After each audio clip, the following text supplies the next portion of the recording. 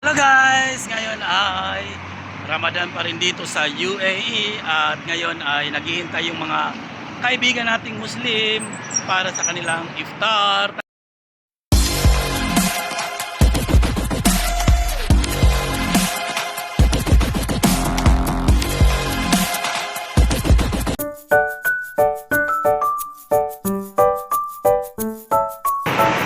So ayan guys, ang dami na nila rito at naghihintay na sila para sa kanilang iftar.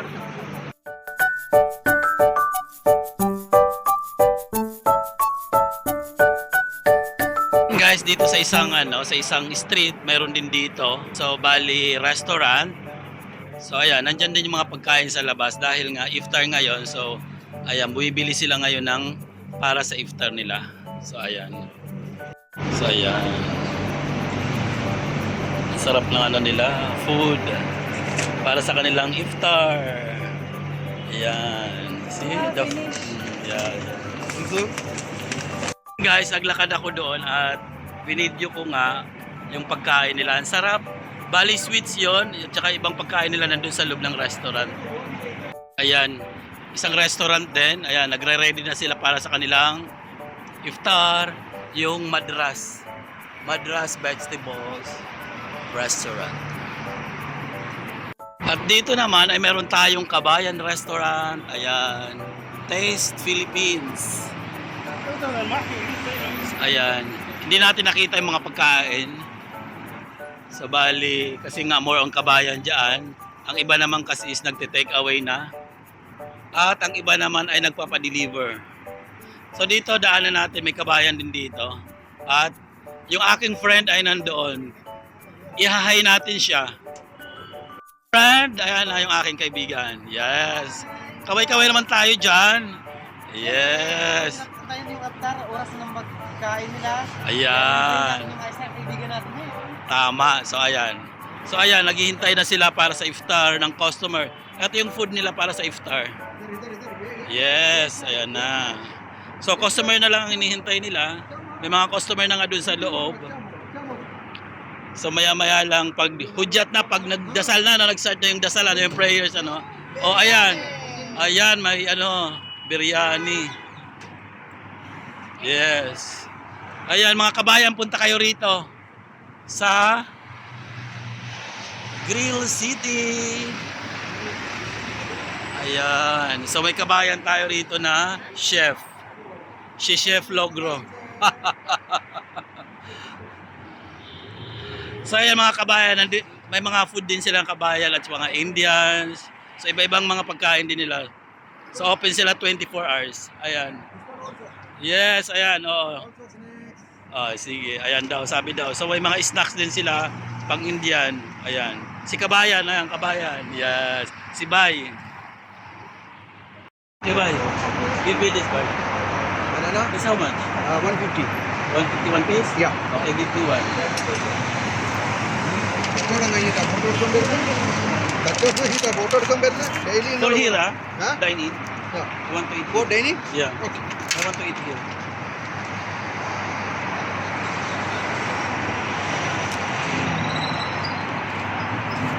Then one. And only one piece. And I want this. This one? Yeah. How many? One dirham only. Making Yes, making yeah, good. this one to try. That's why I know that. Then? I'm eating. Then chai. One chai.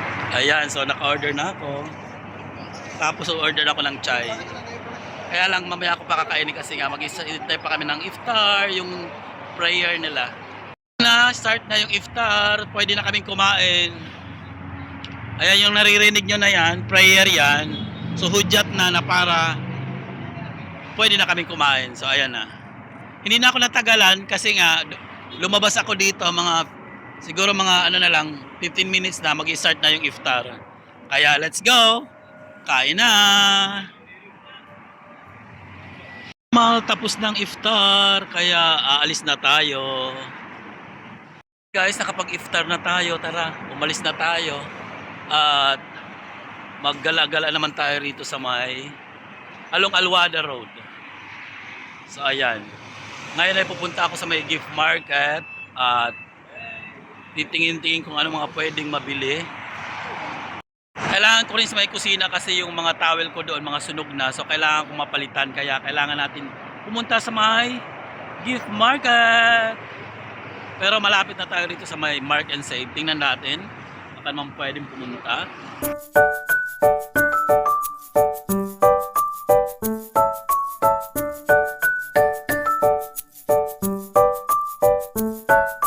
Ito pala ang Mark and Save. Ayan. Yung dating Cosmo. So ayan, palinalitan ng pangalan niya. So bali Mark and Save na siya.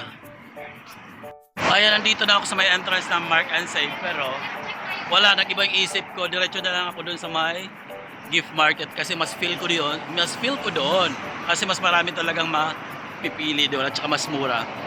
Kaya tara, punta na tayo doon sa may gift market.